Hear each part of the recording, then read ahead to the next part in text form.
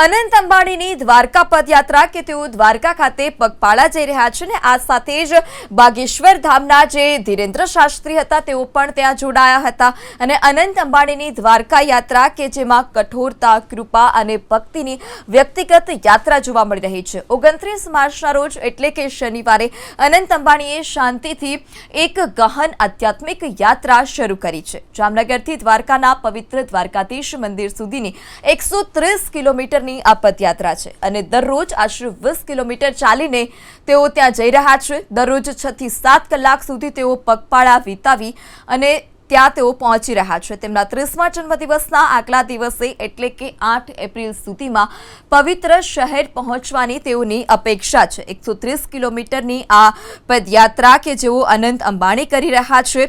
જામનગરથી દ્વારકા સુધીની આ પદયાત્રા છે। રોજના 20 કિલોમીટરની આ પદયાત્રા અને 8મી એપ્રિલે અનંત અંબાણી દ્વારકા પહોંચશે।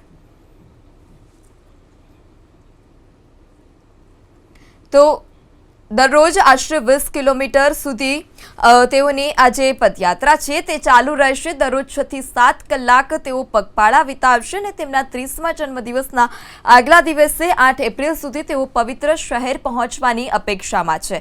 કોઈ ઔપચારિક યાત્રા નથી, તે શુદ્ધ ભક્તિનું કાર્ય છે, તે પ્રકારની વાત પણ તેઓએ કરી હતી અને આ સાથે જ જે ધીરેન્દ્ર શાસ્ત્રી છે તેઓ પણ તેમની જે આ પદયાત્રા હતી તેમાં જોડાયા હતા।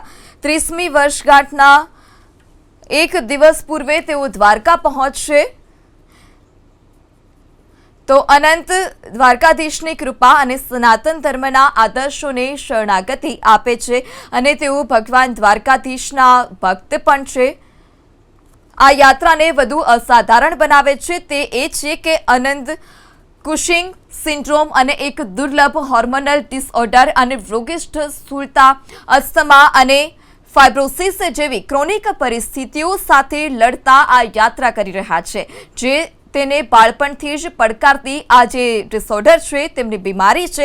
આ પદયાત્રાનો શારીરિક પ્રભાવ આપણામાંના સૌથી યોગ્ય વ્યક્તિને પણ ડરાવી દેશે, છતાં અનંત માટે આ યાત્રા શક્તિ સાબિત કરવા વિશે નથી, તે ભય ઉપર શ્રદ્ધા, અગવડ પર ભક્તિ અને સરળતા પર શિસ્ત રાખવા વિશેની છે। મુકેશ અંબાણીના સૌથી નાના પુત્ર અને રિલાયન્સ ઇન્ડસ્ટ્રીઝ લિમિટેડના ડિરેક્ટર અનંત અંબાણી, જે રિલાયન્સના ઉત્પાદન વિભાગ જેમાં રિફાઇનરી અને નવી ઉર્જા વ્યવસાયનું સમાવેશ થાય છે, તેમની સાથે બાગેશ્વર ધામના ધીરેન્દ્ર શાસ્ત્રીની પણ પદયાત્રા હતી અને ધીરેન્દ્ર શાસ્ત્રી પણ આ પદયાત્રામાં જોડાયા હતા। તેમની ભક્તિ અને સમર્પણથી પ્રભાવિત થઈને શાસ્ત્રીજીએ જાહેર કર્યું કે અનંત તેમની પદયાત્રા દરમિયાન નારિયેળ પાણી પર જીવતા હતા અને તેમને પ્રેરણા સ્ત્રોત ગણાવી તેમણે આજના યુવાનોને સનાતન ધર્મમાં પોતાને સમર્પિત કરવાની સલાહ આપી છે। એકાંત શોધ તરીકે શરૂ થયેલી આ શોધ હવે તેમના મિત્રો, સાથીદારો, પંડિતો અને જનતા સાથે એક વિશાળ ટુકડીઓમાં ફેરવાઈ ગઈ છે, જેમાં અનંતની યાત્રામાં જોડાશે, જે તેમના જન્મદિવસે દ્વારકાધીશના ચરણ કમળ પર પૂર્ણ થશે। જે તેઓની યાત્રા છે 130 કિલોમીટરની, તે તેમના જન્મદિવસ પર પૂર્ણ થશે। ધૂળિયા ધરતીમાંથી પગલાંનો અવાજ અને રેતીના દરેક કણ અને ખુલ્લા આકાશ નીચે ખેંચાયેલા દરેક શ્વાસમાં અટલ શ્રદ્ધાનો શાંત અવાજ સંભળાય છે। ત્યારે અનંત એક સત્ય જીવી રહ્યો છે અને જેને સ્વીકારવાની હિંમત બહુ ઓછા લોકો કરે છે।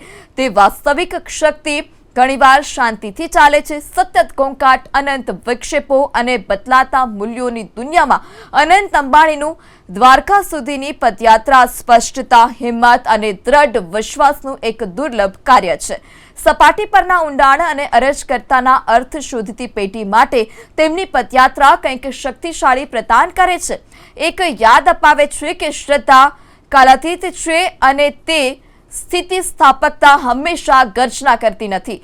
અનંતનું પદયાત્રા ધાર્મિક વિધિઓ વિશે નથી, તે સ્વ પ્રત્યેની જવાબદારી વિશે છે। દરરોજ જાગવા અને વધુ કઠિન માર્ગ પર ચાલવાનું પસંદ કરવા વિશે છે। પ્રશંસા માટે નહીં પરંતુ શાંતિ માટે છે। વિશ્વને પ્રભાવિત કરવા માટે નહીં પરંતુ દેવી પ્રત્યે કૃતજ્ઞતા વ્યક્ત કરવા માટેની છે। તેમની યાત્રા કહે છે, હું આભાર માનવા માટે પીડામાંથી પસાર થઈશ અને મારી શ્રદ્ધા દર્શાવવા માટે હું અગવડતા સહન કરીશ। હું નમીશ એટલા માટે નહીં કે હું નબળો છું, પરંતુ એટલા માટે કે મેં અભિમાન કરતા શરણાગતિ પસંદ પસંદ કરી છે। આ પવિત્ર અને ઊંડાણપૂર્વક વ્યક્તિગત પ્રવાસ દ્વારા અનંત અંબાણી એક પેઢીને કહે છે, તમારી ભક્તિ તમને માર્ગદર્શન આપે અને તેને તમને નમ્ર બનાવવા દે, તેને તમારું નિર્માણ કરવા દે અને જ્યારે જીવનનો ભાર લાગે ત્યારે તમારા વિશ્વાસને તમને આગળ લઈ જવા દે।